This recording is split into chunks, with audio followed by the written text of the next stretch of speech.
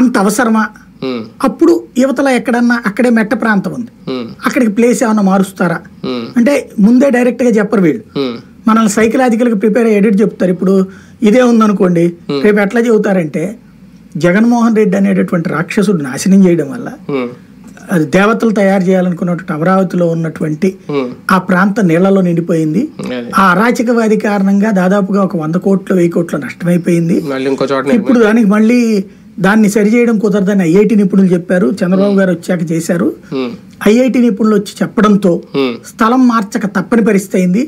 ఈ మొత్తం దరిద్రానికి కారణం అంతా జగన్మోహన్ రెడ్డే అని చెప్పి రేపు మళ్ళీ వార్తలు రాసి మనల్ని సైకలాజికల్ గా ప్రిపేర్ చేసి ప్లేస్ మారుస్తారు.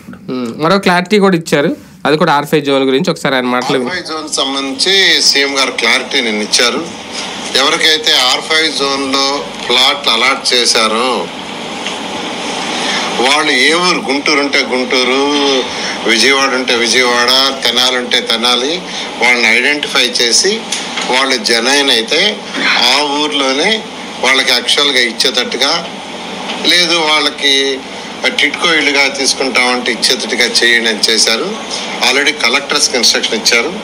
కలెక్టర్స్ సిఆర్డే కమిషనర్గా ముందు ఆయన ఎవరో అన్నట్టు R5 జోన్ అంటే R5 జోనే అన్నట్టు, ఈయన మాటలను బట్టి ఇంకా R5 జోన్ ఆరిపోయిందనే చాలా స్పష్టంగా అర్థమవుతుంది. కాకపోతే ఇందులో ఏంటంటే ఈయన అన్నమాట మళ్ళీ వెరిఫై చేసి జెన్యూన్ అయితే అందులో వాళ్ళకి టిడ్కో ఇల్లు ఇవ్వడం, అదే కావాలంటే ఇస్తామన్నారు కానీ ఇంకా అదే ఇస్తారు, కలెక్టర్లకు ఆదేశాలు ఇచ్చేశారు అనేది.